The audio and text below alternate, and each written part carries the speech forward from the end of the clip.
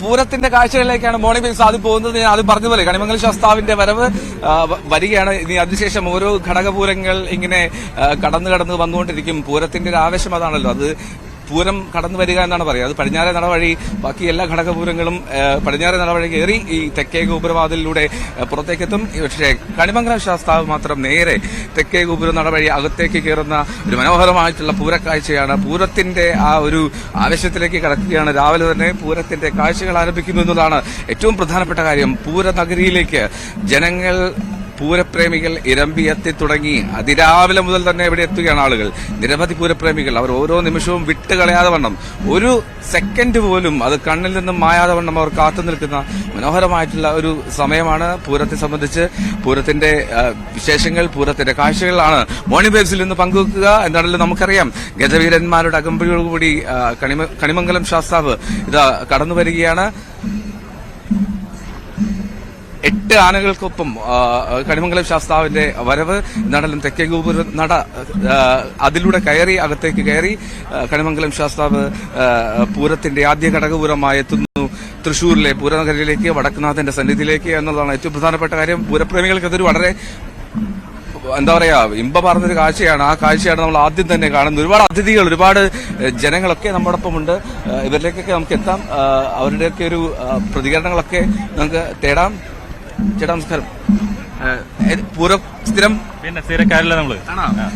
ഈ കണിമംഗലം ശാസ്താവിന്റെ ഒരു വരവും ഒരു ഐതിഹ്യമൊക്കെ അതിന്റെ ഒരു കാര്യങ്ങളൊന്ന് വിശദീകരിക്കാമോ? കണിമംഗലം ശാസ്താവ് വെയിലും മഴയും കൊള്ളാത്ത പൂരം എന്ന് പറയാം. പുലർച്ചയ്ക്ക് വരിക. ഫസ്റ്റ് ഈ അമ്പലത്തിൽ ഫസ്റ്റ് കയറുന്ന പൂരാണ്. ഇവിടെ തെക്കേ പൂരം കയറണ ആകെ പൂരുണ്ടെങ്കിൽ അത് മാത്രമേ ഉള്ളൂ. ഇതറിഞ്ഞതിന് ശേഷം ബാക്കിയെല്ലാവരും കയറുള്ളൂ. കണിമംഗലം ശാസ്താവിന്റെ വരവാണ് കാണുന്നത്. പ്രേക്ഷകർക്ക് കാണാൻ കഴിയും. കണിമംഗലം ശാസ്താവ് കടന്നു വരികയാണ്. ആദ്യം ഉള്ളിലേക്ക് കിടക്കുന്ന, ആദ്യം ഈ പൂരനഗരിയിലേക്ക് എത്തുന്ന ഘടകപൂരമാണ്. ആദ്യത്തെ പൂരം തെക്കേ ഗോപുര നടയിൽ കിടക്കുന്ന ഒരു പൂരം. ഈ പൂരം മാത്രമേ ഈ ഗോപുര നട കിടക്കുള്ളൂ. ബാക്കി എല്ലാ ഘടകപൂരങ്ങളും പടിഞ്ഞാറ് നട കയറി ഇതിലൊന്നും ഇന്നലെ തോന്നുന്നത് ഈ പൂരത്തിന് വേണ്ടിയിട്ടാണ്. അതെ അതെ അതെ. അപ്പൊ അതേ കണിമംഗലം ശാസ്താവ് വന്നുകൊണ്ടിരിക്കുന്നു ഈ തെക്കേ ഗോപുര നടയിലേക്ക്. ആ കാഴ്ചയാണ് ഇപ്പോൾ കണ്ടുകൊണ്ടിരിക്കുന്നത്. പൂരം അതിന്റെ മുഴുവൻ കരുത്തിലേക്ക്, മുഴുവൻ ഊർജ്ജത്തിലേക്ക്, മുഴുവൻ ആരവത്തിലേക്ക് എത്തുകയാണ് എന്നുള്ളതാണ് ഏറ്റവും പ്രധാനപ്പെട്ട കാര്യം. കണിമംഗലം ശാസ്താവിന്റെ കടന്നുവരവ് കാണാം തെക്കേ ഗോപുര നട വഴി.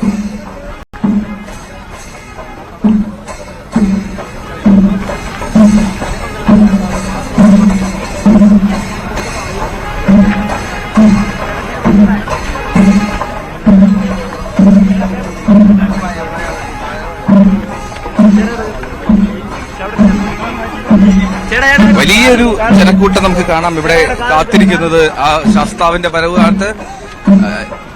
കണിമംഗലം ശാസ്താവ് ഇതാ തെക്കേ ഗോപുരം വഴി കയറാൻ വേണ്ടി ആദ്യ ഘടകപൂരം പൂരനഗരിയിലേക്ക് എത്തുന്നു. പൂരത്തിന് കൃത്യമാർന്നൊരു തുടക്കമാവുകയാണെന്നൊക്കെ വിശേഷിപ്പിക്കാം ഇതുവഴി.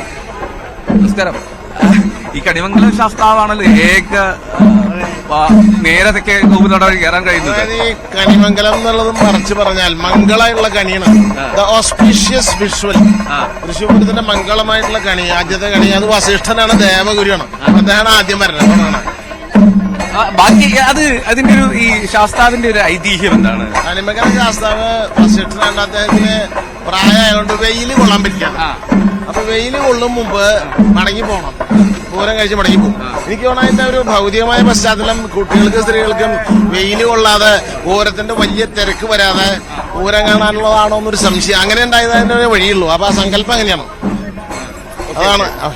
അപ്പൊ ശരിക്കും പറഞ്ഞാൽ പൂരത്തിന്റെ തുടക്കം അത് പൂരവിളംബരം എന്ന് നടന്നെങ്കിൽ പോലും ഔദ്യോഗികമായിട്ട് ഇന്നത്തെ തുടക്കം ഇതല്ലേ തുടക്കം കണിമംഗലം. അതാണ് മംഗളമായിട്ടുള്ള കണി.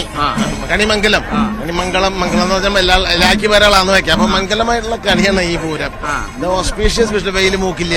അതിനുമുമ്പ് ശരിക്കും സുഖമായിട്ട് പൂരം കാണാം. ഈ കണിമംഗലം ശാസ്താവ് വെയിൽ മുക്കുന്നതിന് മുമ്പ് വടക്കുനാഥന്റെ എത്തണം എന്നുള്ളതല്ലേ അതിന്റെ ഒരു കണക്ക്? അങ്ങനെയാണ് അതിന് വെച്ചിരിക്കുന്നതിന്റെ കാരണം. അദ്ദേഹം മറ്റേ ഇതാണ്, ഏജ്ഡ് ആയാളാ, വസിഷ്ഠനാണ്. വെയിൽ കൊള്ളാൻ വയ്യ, ദേവഗുരു സങ്കല്പത്തിലാണ്. പക്ഷെ അതിന്റെ പിന്നിലെ മനുഷ്യന്റെ സങ്കല്പം എന്ന് പറഞ്ഞ ഒരു പക്ഷേ സ്ത്രീകൾക്കും കുട്ടികൾക്കും വെയിൽ പഴയ കാലത്ത് ഇപ്പൊ അങ്ങനെ വ്യത്യാസമില്ല. നല്ല ചൂടുണ്ടല്ലോ. ഈ ചൂടിന് മുമ്പ് പൂരം കണ്ടു പോകാനുള്ള ഒരു അതിബുദ്ധിപൂർവമായ ഒരു ആസൂത്രണമായിരിക്കാം.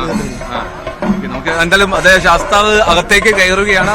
ഏക ഘടകപൂരമാണ് തെക്കേ ഗോപുരം നട വഴി അകത്തേക്ക് കയറുന്ന ഏക ഘടകപൂരം. ബാക്കി എല്ലാവരും പടിഞ്ഞാറേ നട വഴി ചുറ്റി പനമക്കമ്പള്ളി ശാസ്താവ് കിഴക്കാൻ വഴി കയറും. ചെമ്പുകാവ് ഭഗവതി കയറും. രണ്ടുപേര് ഈ കിഴക്കാൻ വഴി നടക്കുന്നത്. അതായത് ഇതിന്റെ അപ്പുറത്തെ ഗോപുരം അതവര് കഴിക്കുന്ന വരുന്നത്. അതുകൊണ്ടാണ് ബാക്കി എല്ലാ ഘടകപൂരങ്ങളും പടിഞ്ഞാറ്. അപ്പൊ ഇനി ഇവിടെ കണിമംഗലം ശാസ്താവ് ഇവിടെ 2 ശാസ്താക്കന്മാരെ തൃശ്ശൂർ പൂരത്തിനുള്ളൂ. ഒന്ന് കണിമംഗലം ശാസ്താവ്, പിന്നെ ഒന്ന് പെണ്ണമക്കമ്പള്ളി ശാസ്താവ്.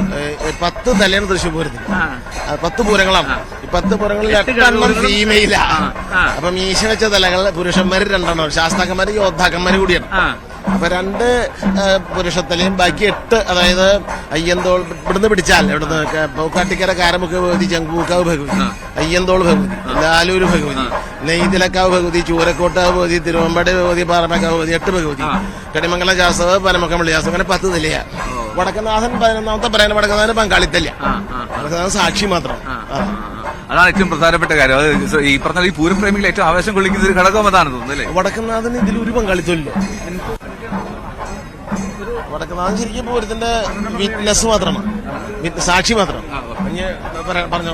ഒരു നിമിഷം മിനിസ്റ്റർ കെ രാജനോട് ചേരുന്നുണ്ട്. ഈ കണിമംഗലം ശാസ്താവിന്റെ വരവോടുകൂടി ആ പൂരത്തിന്റെ പൂർണ്ണ ആവേശത്തിലേക്ക് എത്തുന്നു തൃശ്ശൂർ. മാത്രമല്ല, സാധാരണ ഞാൻ ഒരു കണിമംഗലം ശാസ്താവ് ഇവിടെ ഒന്ന് നടന്നിട്ടാണ്. മണ്ഡലത്തിൽ കൂടിയാണ് കണിമംഗലം ശാസ്താവ്. ആദ്യം ഇവിടെ എത്തിച്ചേരേണ്ട ബ്രഹ്മസ്പതിയായിട്ടുള്ള ഗുരുനാഥനാണ് കണിമംഗലം ശാസ്താവ്. കണിമംഗലം ശാസ്താവ് അകത്തേക്ക് കടന്നാൽ പൂരം അക്ഷരാർത്ഥത്തിൽ ആരംഭിക്കും. തുടങ്ങി. ഇനി 30 മണിക്കൂർ നിലയ്ക്കാത്ത ഘോഷങ്ങളുടെ സമയമാണ്. ഇത്തവണ ഒരു കാര്യത്തിലും ആശങ്ക വേണ്ട. അതിഗംഭീരമായി പൂരം നടക്കും. പൂരത്തെക്കുറിച്ച് പറഞ്ഞിരുന്ന എല്ലാ ആശങ്കകളും അസ്ഥാനത്താക്കിക്കൊണ്ട് പൂരം അതിഗംഭീരമായി തുടങ്ങുന്നതിന്റെ എല്ലാ വിധത്തിലുള്ള ഒരുക്കങ്ങളും നടത്തി. സാധാരണ നമ്മൾ സംഘാടകരായ ആളുകൾക്ക് കണ്ടാൽ മനസ്സിലാകും ഈ പൂരത്തിന് എത്ര ആൾ വരും. ഉറപ്പിച്ചോളൂ, ഈ പൂരം ഒരു ജനകീയ സംഭവമായിരിക്കുന്നു. മാത്രമല്ല, കഴിഞ്ഞ വർഷത്തെക്കാൾ കൂടുതൽ ആൾ വരും. ചൂടുണ്ടെങ്കിലും ഒരു പ്രശ്നം ഉണ്ടാവില്ല. അതിഗംഭീരമാകും. ഞാനൊരു കാര്യം ചോദിക്കട്ടെ, ഇതിനിടയ്ക്ക് ഈ തെരഞ്ഞെടുപ്പിന്റെ ഒരു തൽക്കാലത്തേക്ക് 2 ദിവസത്തേക്ക് അവധി കൊടുക്കണോ? തെരഞ്ഞെടുപ്പ് അവധി, ഇതിലും തെരഞ്ഞെടുപ്പ് ഉണ്ട്. അതെങ്ങനെ നടന്നു പോയിക്കോളും. പക്ഷെ തൃശ്ശൂർക്കാർക്ക് തൃശ്ശൂർ പൂരത്തെ ഒഴിവാക്കി നിർത്തിക്കൊണ്ട് ഒരാഘോഷവും ഇല്ല.